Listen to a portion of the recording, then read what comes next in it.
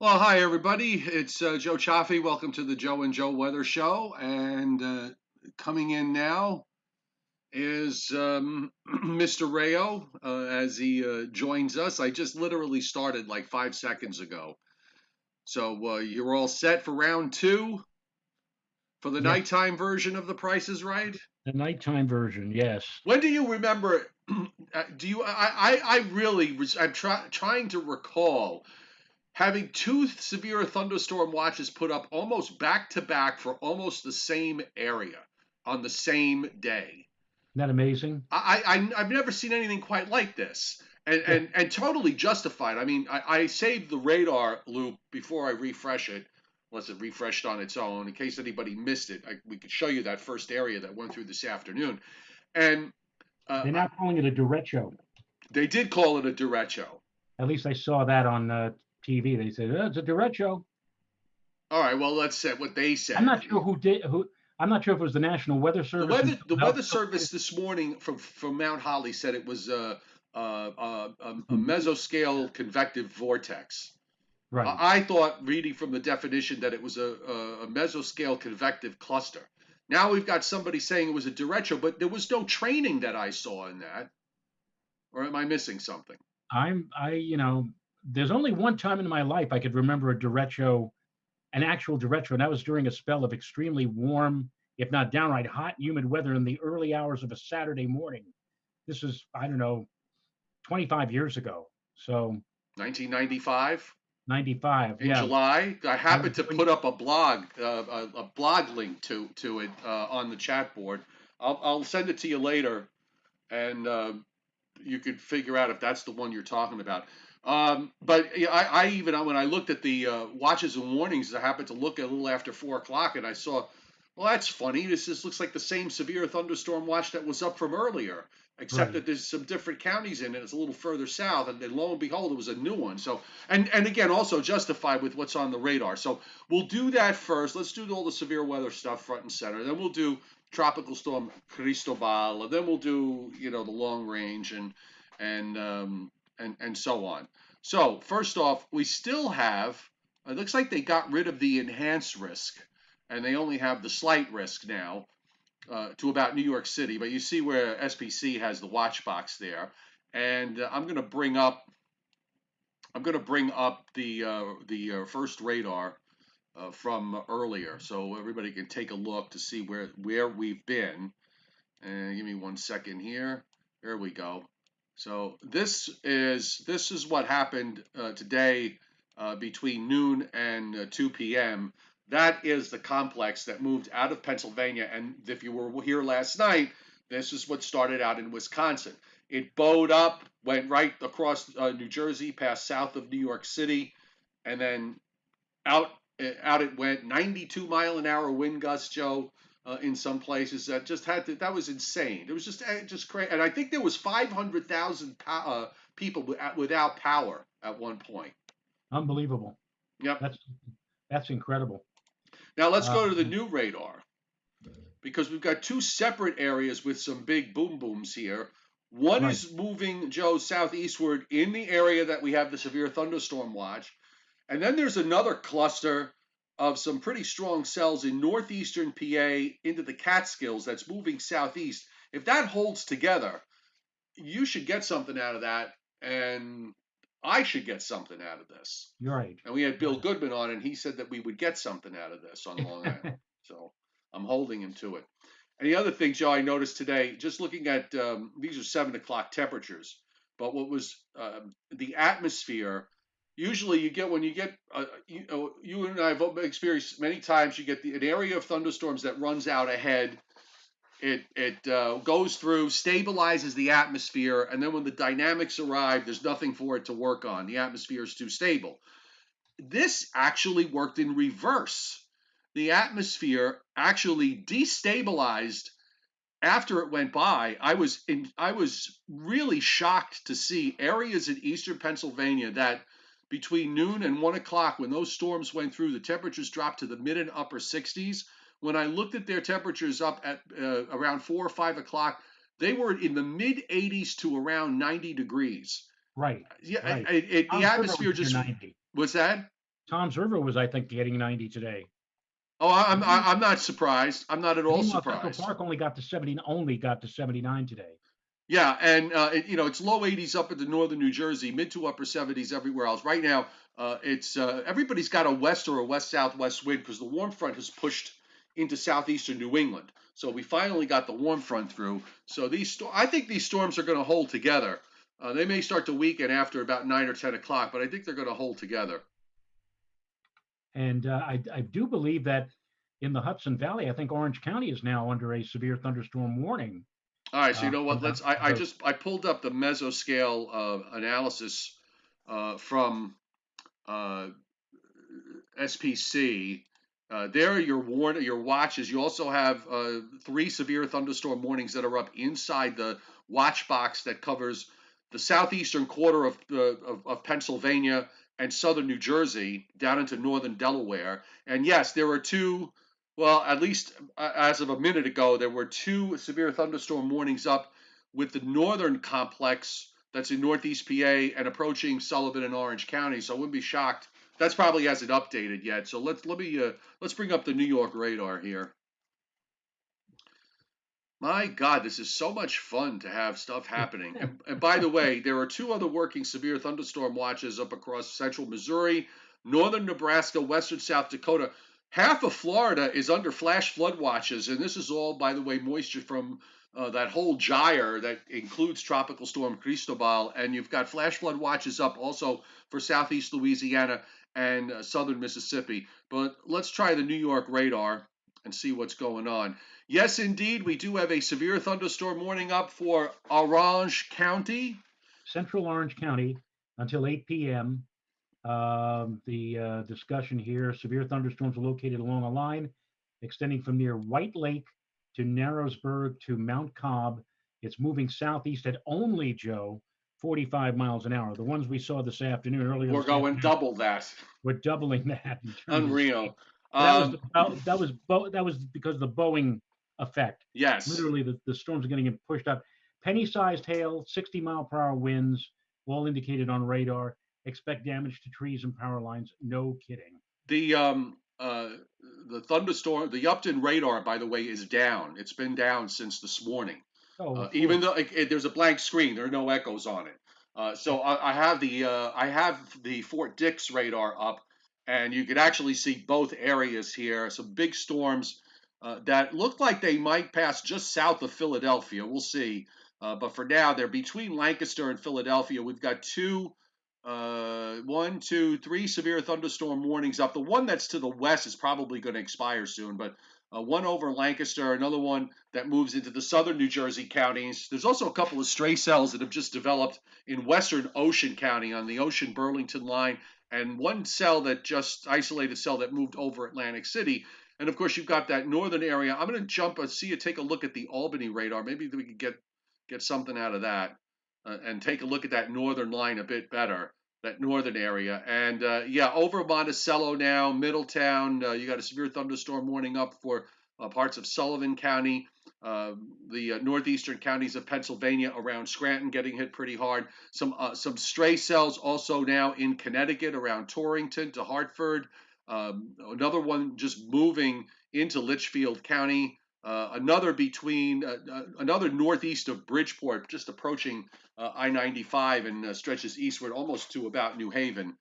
So radar definitely getting very busy. So we're going to watch. Of course, we're going to watch the other area, but this area here is uh, is heading southeastward. So that may, if it holds together, will impact New York City, Long Island, the Lower Hudson Valley, and southwestern Connecticut.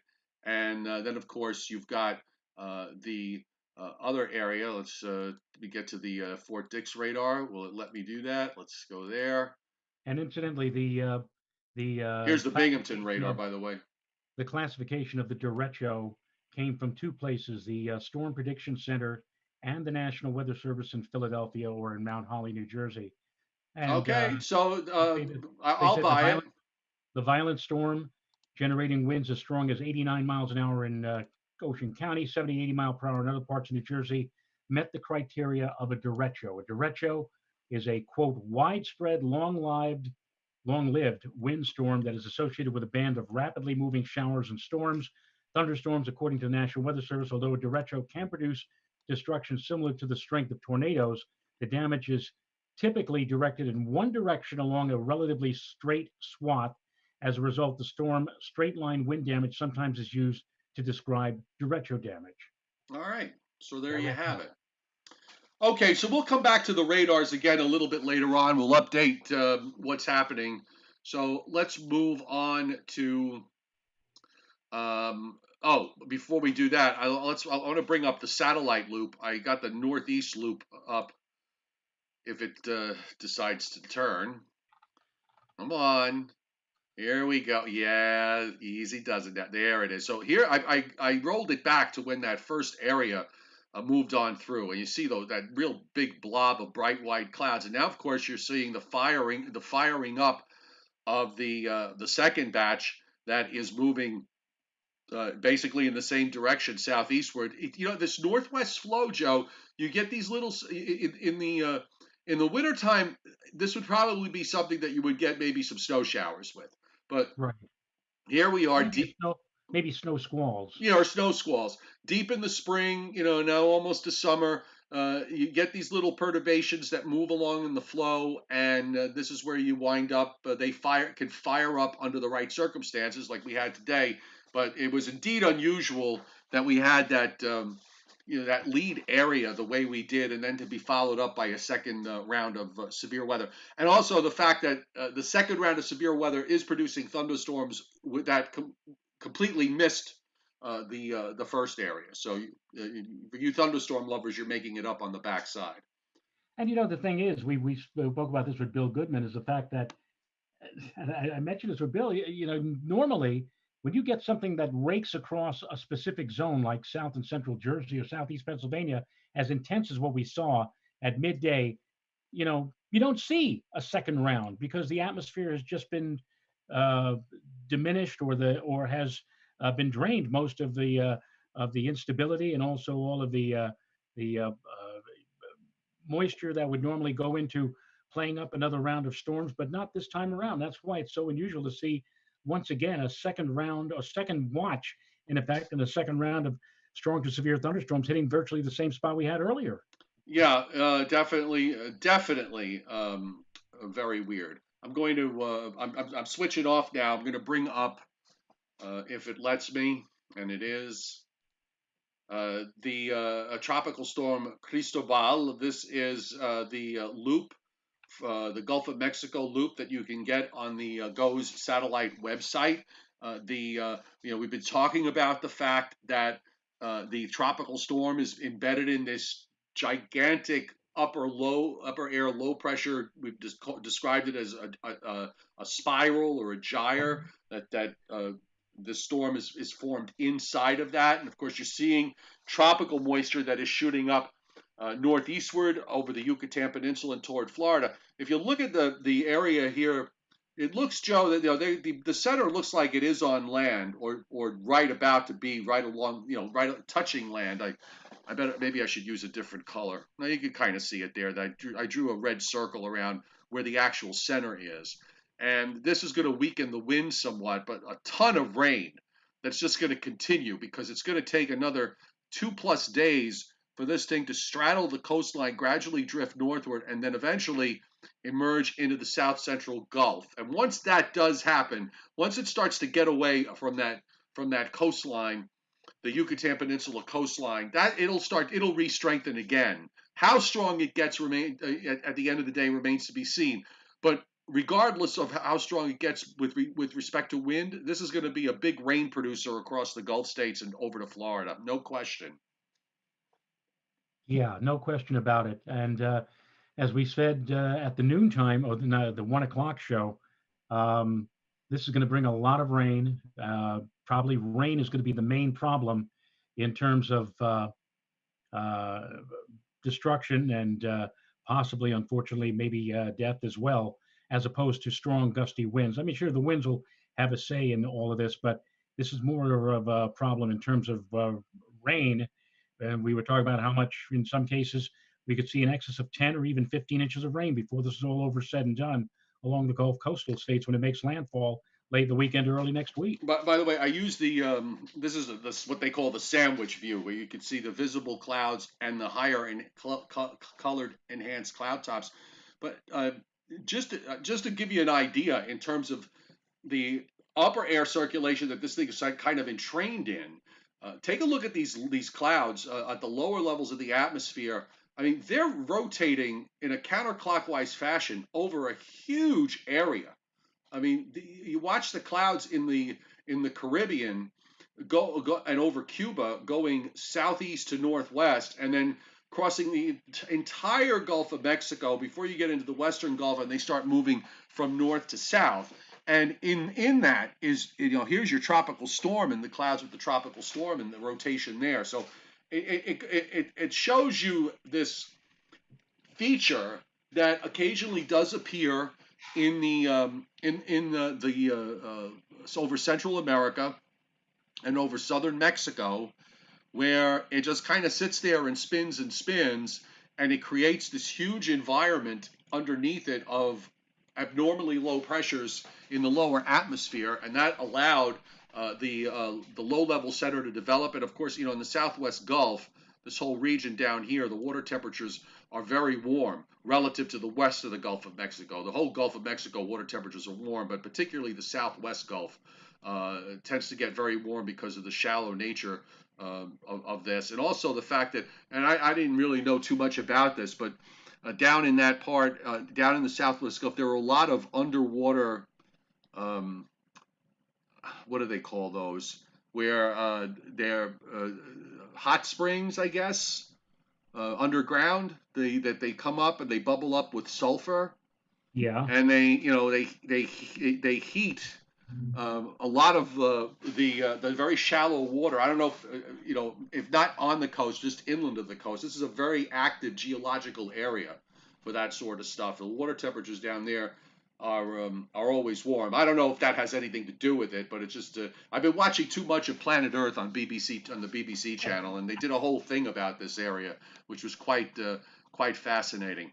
So let's bring up what NHC is doing, and then we can take a look at the models and see what's happening. So the official forecast from the Hurricane Center hasn't really changed very much. I mean, it's been very consistent, still kind of straddling it along the coast and drifting northward, and they weaken it to a depression by sometime later tomorrow or early Friday, only to re-strengthen it by later Friday night, early Saturday morning, and then it starts to move a little faster as it gets drawn northward and then northwestward into the Louisiana coast sometime Sunday afternoon or Sunday evening. And by Monday afternoon, it's in central Louisiana. So it's moving slow enough where the rain is going to be the obvious problem. And let's see, do they put a rainfall map up? They haven't even put up a rainfall map up here yet. I guess not. I guess we'll wait for them when it starts to Usually we become don't have, because usually put everything up at the same time. Yeah, but I guess because it's not an immediate threat to the U.S., they didn't put up a rainfall forecast map. But we got WPC, so we know where their head's at, and they just actually, they've got southeast Louisiana now in the 5 to 7 inch rainfall band, and just offshore in the coastal waters in the Northeast Gulf to the Florida coast around the coastal bend, where we have 7 to 10 inches. But as you said earlier today, this could wind up, this could wind up being 50% higher or even double that in some places. Oh yeah, with convection, and that always makes for a difficult forecast when you're trying to forecast QPF or quantitative precipitation forecasts.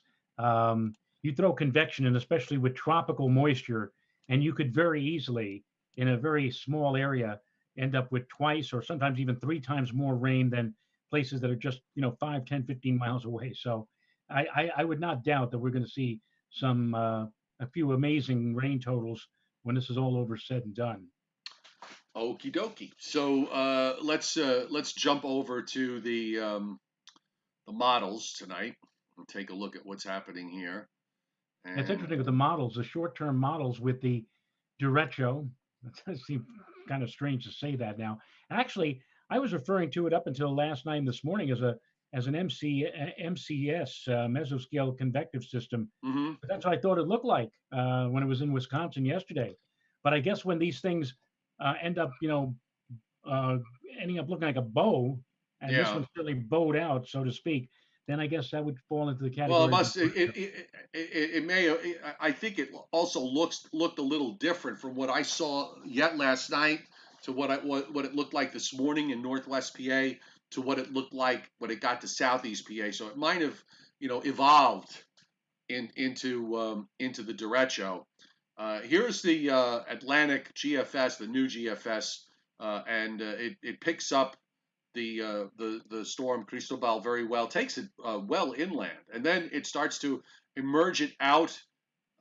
It does a weird thing, Joe. It drops it actually southeastward, well inland by tomorrow afternoon, and then it turns it northeast, and it comes out of the northeastern corner of the Yucatan, but still winds up in the same place that the Hurricane Center has it, and then it begins to deepen as it moves northward. Kind of takes a little time to get its act together, and then it moves. It moves by Sunday morning. It's the GFS position is about where the Hurricane Center has it, and then it slows down a little bit before it starts to move inland. By Monday morning, it is inland in southwest Louisiana. The European, by the way, because I know a few of you have been brought this up, European's not that much different. It has the same concept. I can't see the in between, but it does actually have a slightly deeper low, but it has the same idea that the GFS has. So we'll just roll it back. So it has the low well inland by 24 hours, and then it starts to emerge it northward off the coast into the Gulf of Mexico, moves it straight north, and has it about 5 or 6 millibars deeper. To me, that's not a huge difference. I think both models imply that this will get to maybe strong tropical storm strength if it can organize. The only difference I would pick up on is the fact that the European takes a jog to the northwest at the last minute and doesn't bring it ashore until Monday morning before it runs up west of the Mississippi River into western Arkansas. But they both have the storm going into the central Gulf Coast, so I think it's safe to say that the risk to that area is definitely going up. And you know something, Joe? This was after the show last night, looking up the rules, so to speak. If a if a tropical cyclone that has a name crosses over from one ocean to the other, Right. if it is maintained with a circulation and continues, let's say, either as a tropical storm or a depression, as it makes the passage or goes across, the new rule is that it maintains that it has The continues with the same same name. name. Yeah, So that made makes more sense anyway. Just keep the same name so there's more continuity. right now, in this case, this system formerly was in the Pacific as Amanda, Right. but then it was downgraded to a depression, and it was downgraded. Then we just had just remnants of Amanda, which moved out over the Gulf or out toward Mexico, the Gulf of Campeche or whatever, and that regenerated into what we now call Cristobal. So this has it's not the same. It's not the same system, but you might say that Amanda and Cristobal are kissing cousins, I so to I speak. don't think I could argue that point. All right. So um, here's your upper air. I just want to just show you folks, what's happening. Why is this steering north the way it is? Well, upper high in West Texas. This is for Friday morning. This is the upper air for Friday morning. Upper high in the Bahamas. And of course, here's your upper low that represents that spiral or that gyre. And of course, the low level center is somewhere near the coast. But in that area in between the two highs, you have a general weakness in the flow. But there is going to be a tendency for that flow to be southerly. The high to the east is going to be the dominant feature here. Joe, And Joe, yes, Joe, Tim on the chat board. Tim Veltman is alerting us that according to Jacob Bailey and Michael Araza, Philadelphia now has a tornado warning. all right, let's go to Philadelphia. Let's go to the radar. Hang on. One moment, please. Let's get the radar up. Let me get rid of this. This thing is spinning out of control and driving me crazy. I think it's causing me to have some issues with hangups. So let's go to there it is, the tornado warning that is up for Philadelphia.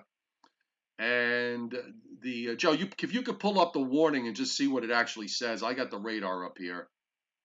Okay, I have. Well, now this. Hmm,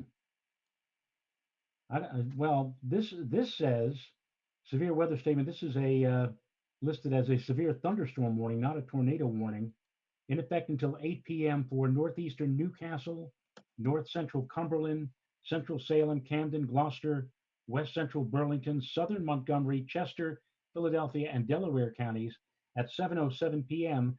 Severe thunderstorms are located along a line extending from Westtown to near Gradyville to Norristown, moving southeast at 50 miles per hour. These are very dangerous storms, 80-mile-per-hour wind gusts, quarter-size hail. This is from emergency management. Flying debris will be dangerous. But this Right, I have the tornado warning up. you have, I found it. Northwestern Camden in southern New Jersey, north central Gloucester, west central Burlington, southeastern Montgomery County in southeastern PA, southwestern Philadelphia County in southeastern PA, and east central Delaware County in southeastern PA. At 7:21, a severe thunderstorm capable of producing a tornado was located over Morris Park or near Philadelphia, moving southeast at 40 miles an hour. this is crazy. I Yeah, mean, you just don't go through all of this. They just went through this a few hours ago, and and now now they're having it to do it again.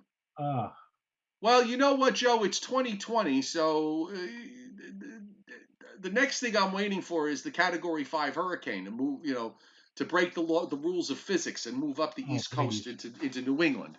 You know, don't even say and the something like rules of physics and thermodynamics. So here's on the radar. I got the still shot of the radar. You can see the red box that just popped up, and that's the cell is sitting just right near where the word Philadelphia is, and on the loop is oh good God, come on!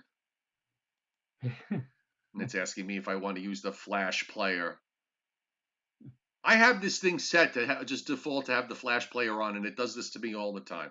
So there's your loop. You can see the storms moving along, and just looking at the progress of the northern system, they just put up a severe thunderstorm warning for Sussex County and a small part of Warren County in northwest New Jersey. So those storms are moving along to the southeast.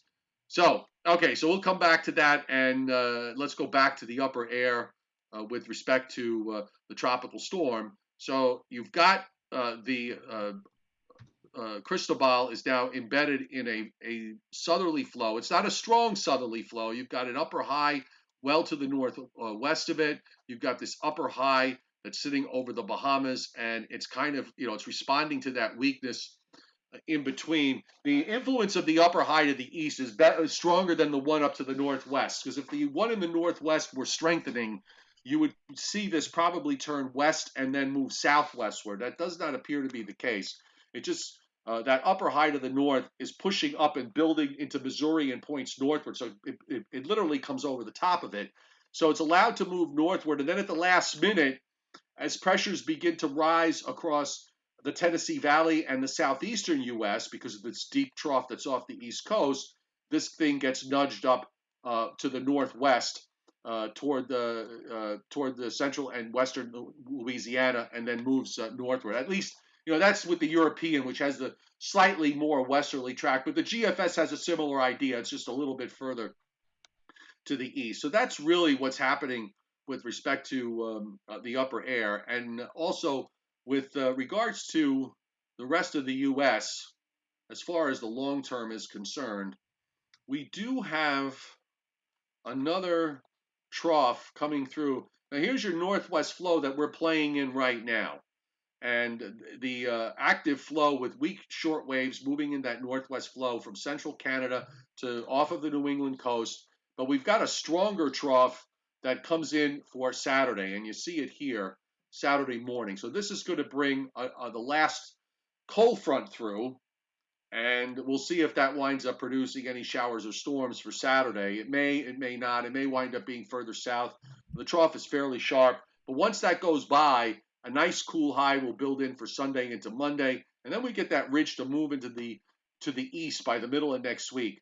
So we'll probably start to warm things up. The one thing I can tell you is, because I was asked this question with regards to Cristobal, it's going to get picked up by that trough in the west. It gets pushed up into the upper Midwest and into Canada, and I don't think we're going to have any issues here. It's very rare for storms that go in that far west to have a setup in the atmosphere that brings the rain over us. It happens every once in a while, but this ain't one of those setups, so I don't think we're going to have to worry too much about that. You're absolutely right. Of I'm just course, I'm looking right. here. I'm just looking. It looks like the rain is just about, if it's not doing it as I speak to you now, it's going to happen any moment now outside the home office here. Um, and really, the really active stuff seems to be near Port Jervis in western Orange County. So Uh, at least for now, Joe, you're not going to get a kaboom. Not for the moment, no. But No, you're not going to get a spectacular kaboom. yes, The aluminum through the space modulator or whatever it right. was. All right, What so happened to the kaboom? yes. So watching the surface here. Now tomorrow, because this front kind of lingers overhead, some storms do fire up again, southeast PA, southernmost New Jersey, down into Maryland and Virginia. And there's a little arm there tomorrow evening that reaches up to about New York City, but the strongest storms are well to the south. And then that moves out, and then it looks like there might be some scattered pop-ups on Friday on an otherwise warm day. The next 2 days, we're going to see temperatures into the 80s. And then here's your front for Saturday, which you could barely find, moves through. I don't know, Joe. It's got the front coming through at 2 o'clock in the afternoon. You know how they love to hang up, and they love to show that, and then they wind up coming through more like 6 or 7 o'clock. But even with this, the front fires up thunderstorms down in Virginia and North Carolina. So it would suggest that we don't have to worry too much about anything on Saturday. And then here comes a cool, dry high for Sunday into Monday, and maybe we could stretch it out. Do we stretch it out to Tuesday? Yeah, I think we stretch it out into Tuesday, and then we start to get, uh, the next weather system with the trough in the west pulls up all the Cristobal moisture up into the Great Lakes, and it brings a front through here along about Wednesday night, Thursday, with maybe some showers and storms when that front goes by. There's a bit of a discontinuity on the extended GFS, the tabular GFS. The On Saturday they have a 35% chance of thunder in the morning. This is for, let's say, White Plains. They increase it to 40% by later in the day. So you say to yourself, okay, we're going to have some late day boomers with thunderstorms that will continue into the afternoon. And yet the dew point on the GFSX is relatively high in the 60s, low 60s on Saturday morning, but then drops into the upper 50s for Saturday afternoon. So the humidity, the air is getting drier, and Right. yet the The pops categorical go up. Well, cat, maybe that means that there could be an isolated shower or storm, but I doubt that there'll be a line if it plays out from what we're seeing here. Well, it doesn't seem that that's the case though, because the front apparently moves through in the morning, unless there's some instability behind it, or unless the sun breaks out and there's still just enough instability to cause some pop-ups in the afternoon. We'll wait and see. Well, hopefully it'll come into more focus tomorrow and Friday. okay. So we're back full screen now on a day where we went on the air live twice because we had thunderstorms in the middle of the afternoon, and we were around, and it worked. Um, Okay, so Daniel, Johnny Quest asks, can why some storms and hurricanes are a lot bigger than others? I'm guessing, when he says bigger, I mean in terms of diameter and wind field and everything else. You want to Well, tackle that? I guess, in part due to the dynamics, the atmospheric conditions that would allow. Because if you have wind shear, for example, you could have a tropical cyclone or a hurricane fight that off, but Hmm. it's certainly going to it's going to knock a lot of the stuffing, so to speak, out of that system, and won't allow it to broaden or become very large Right. scale. Um, and I mentioned the other day, Gladys. Gladys was like 140-mile-per-hour wind, but it looked like on the satellite picture a cotton ball with a pinhead through it. It was really not a very large storm in terms of breadth. Another one I remember, which was very small, which hit our area in 1976, was Bell. Remember Bell? Yeah, That was a very. It tight, was relatively small. Yeah. that was a tight little system as But well. but the size of the systems, there's a lot of factors. For example, we've seen many times, and I think back to over the last couple of years when we look at the if I bring up the water vapor imagery, especially out in the Atlantic, and you have this this huge tropical Atlantic, and then you look at the water vapor imagery and you notice that you see that there's lots of dry air around, and in the mid and high levels, and that has impact. If there's if there's a dry environment, it usually tends to mean these storms have a much tougher time getting going. On the other hand, there are times where you get these feeders that set up where the moisture flow is literally coming out deep from almost from the equator and shooting up northward, and you see this. You can actually see at times the moisture flow on the satellites either in clouds or if you look at the water vapor imagery, just almost like a fire hose of water of moisture just being fed right into these things, and Right. they get big. I have found that the systems that form the systems that usually form in the Northwest Caribbean, in the area like this one, tend to be very wet systems. They have a bit of non. I don't want to say that they're non-tropical, but when you look at the features that are going on in the upper air, also the time of year, there still could be. When they develop in late May and early June, the atmosphere is really not that warm yet, so there's more contrast, temperature contrast aloft for these things to work on, and you wind up with these huge areas of moisture. Look at this particular instance. The gyre that this thing sits in is enormous. So it's getting moisture fed up at all different levels of the atmosphere, and you've got this tropical system that's kind of contained in it. The problem this will have, I think, is as it moves northward and tries to strengthen, is to get it to tighten up. To where everything kind of gets tighter into a tighter ball. Right. They may have a difficult time because of the fact that when we look at the upper air features, that upper low is really kind of omnipresent all the way through. It doesn't fade away. The stronger a tropical system gets from the bottom up, you start to go up, the features at the upper atmosphere tend to get weaker and weaker. But in this particular instance, you still have a fairly dominant upper air feature. So I think that's going to keep it from getting too strong from the standpoint of wind. But on the other hand, it's going to be an absolute, it's going to be an absolute fire hydrant of moisture shooting up into the Gulf states and Florida. Agreed. Agreed. By the way, I just wanted to take a look. Yeah, let me just bring this up because with all the flash flood watches that are up in Florida, I've on the radar this evening. There is quite a bit of rain going on in the state, particularly not along the immediate east coast, but if you go inland and up and down the west coast, from the Keys clear up almost, but not quite to Panama City.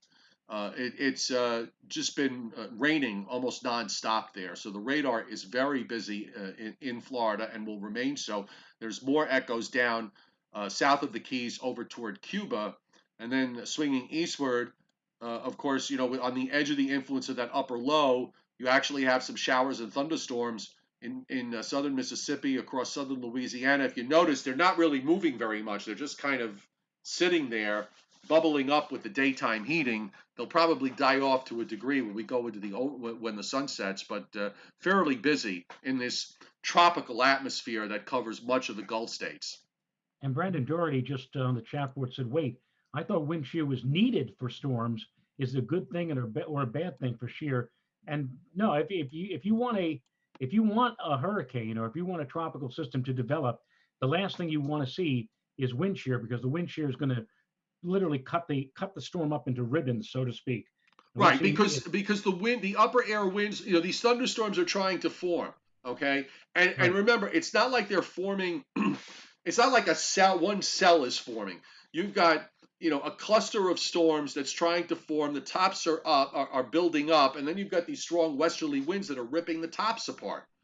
So the tropical system is basic. It's a bottom up type storm as opposed to a top down. When you Right. get into the colder, when you're looking at thunderstorms with cold fronts, those are basically top down events with the dynamics aloft. And the winds, the strong winds, the strong wind shear in those thunderstorms tends to mix down at the surface. In the Right. case of these tropical systems, it's different because you're trying to get an organized circulation with an organized cluster of rain and thunderstorms around it. And if there's no wind shear, those tops can go as high as they can, and that causes the pressures to fall. We're kind of giving a simplistic answer here, um, but basically that's how it works. Right. And Tim Veltman agrees with you. He said shear is good for severe thunderstorms, Brandon, but bad for tropical systems for the reasons that Mr. Chiappi just described. Okay, so let's. Now I know Brandon actually sent me a question. I don't know what I did with it. I'm sorry, Brandon. I saw your message before, and he had a hurricane question. Hold on. Let me see if I can find it. But I do have the chairman's question, so let's get to those. That's funny. I've got the chairman's questions too. Oh, there he goes. Okay, so all right, you give me yours first as I'm setting it up. All right. This is, he seems to, the chairman seems to like movie questions a lot. This is Well, a those movie. are for me. Well, here you go then. Can you name, there's actually, was a three-parter here. Can you name the 5 best picture winners which gross the most money? I thought we did that. Did we do I this? thought we did that. Because he just said, Or he was maybe a variation of it. Okay, so how about Titanic? right. See, problem is if it's anything in the last 10 years or so, I'm probably not going to know it. Um, Jaws? No, Jaws wasn't a Best Picture winner. Take it back. Hold on. Excuse me, dear. We've got thunderstorms moving in now, and I can hear the thunder pretty loud. Whoa, thunderstorms are moving. See? Yep, See? yep. Mrs. Rayo's on the job there. Well, I'm stuck with you. Well, Titanic, right. Titanic was one. Oh, God. Can I have a hint? Um, Oh, the, Lord of the Rings, yeah, Return of the Lord of the Rings, Return of the King. right. Okay. Give me another hint. Um, Jenny. Oh, That's Forrest that's Gump. my boat. Forrest Gump. Okay, Forrest Gump. Right. That's 3. And quite frankly, I don't give a damn. Oh, Gone with the Wind. That's 4. And The last one you're on your own because I don't even know anything from this film. they From the just year 2000. from the year 2000. Right. I don't know. God, just. Gladiator. Oh yeah, okay, yeah. No, yeah, no. And then Um, and then what is the only R-rated movie to gross 1 billion with a B dollars? The Hint, Godfather. nominated. Hint nominated Best Picture. The Godfather. No, I have no clue. I'll give you a hint. All right. And this has nothing to do with the movie, but it might be a hint for you. Cesar Romero. Cesar Romero was in it. No, The Joker. the Joker. That's the Well, he movie. should have been in it. Okay, so since here's yours. Since And last eight. but not least, what Uh, was the first film to gross 100 million? I have no idea. Jaws. Oh, okay. All right. So here's yours. Since 1869, this has only happened twice in the months of June and July. Okay. This has only happened twice. Right. This Since has only happened 1869. twice in the months of June and July, 1996, and since 1869, This has only happened twice in the months June and July, 1996 and 2009 in Central Park. The temperature, the air temperature, the minimum temperature dropped to below 50 degrees. No, those 2 years did not have a 90-degree temperature, 90-degree high in both June and July. Wow, that was a cool summer. Mm-hmm. It certainly was. Yes. So, Brandon, I'm sorry. I had to. Um, I know you sent it to me. I have no idea where it is. So, a That thousand happens. That happens a lot. a thousand apologies. It's so that's another thing I should mention too. For those of you watching, when you watch on YouTube, and a number of you leave comments, and I always, I try to get to them, and I don't always get to them right away. But I did go in today and answered a bunch of them. I'm playing catch up, so I apologize for that because I do very much like to respond to those comments that you leave. Now, I will tell you, Joe, that the fun part of the comments is the bots and the spam. So I'm gonna let me just give you a sample of some of the spam comments that I got as soon as they load.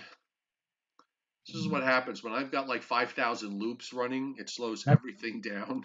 T Snowy 23 says, "Hi people, Joe Rayo looks like you've lost weight. Looking good, man. The reason why it looks like I lost weight is that I have my hair is getting progressively thicker and fatter, which makes my head look smaller and smaller." Joseph, if your hair can make you look 10 pounds lighter, that's a blessing. Okay, Well, you should market.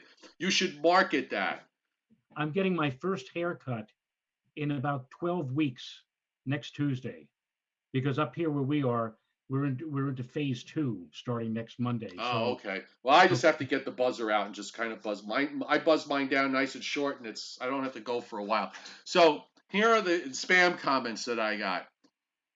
okay. Are you ready? Yes. Okay, then.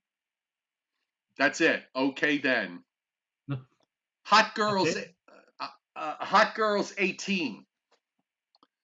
Okay. Right.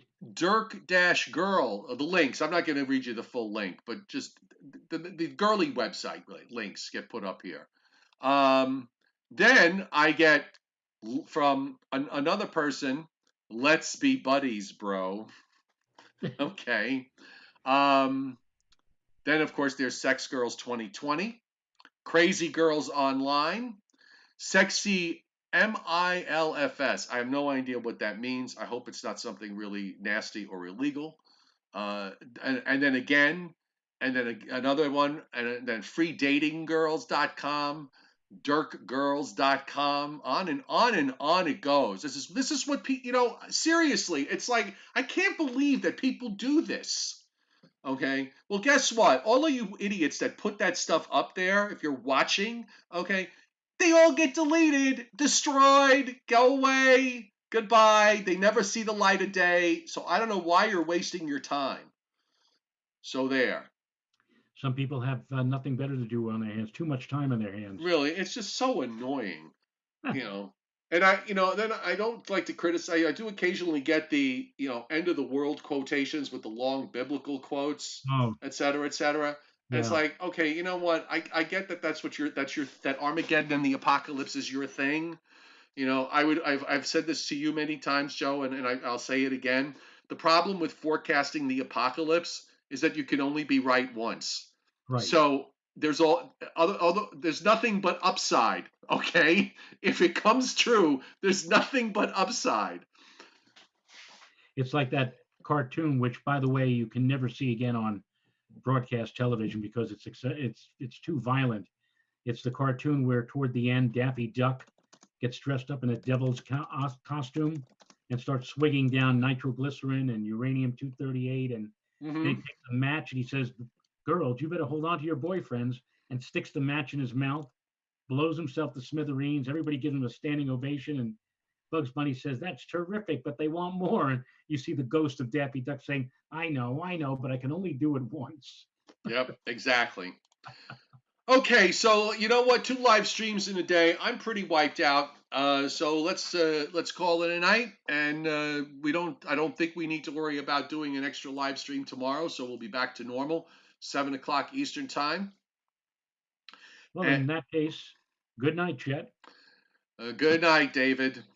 You know, you made me remember one of my favorite shows. I loved watching it on Sunday morning. Was This Week with David Brinkley, because I loved Cokie Roberts. Right. And I actually knew her mom, Lindy Boggs, who was a congresswoman from Louisiana when I worked in New Orleans. She was my congresswoman, and she used to come into the TV station where I worked at WVUE, so I would see her from time to time.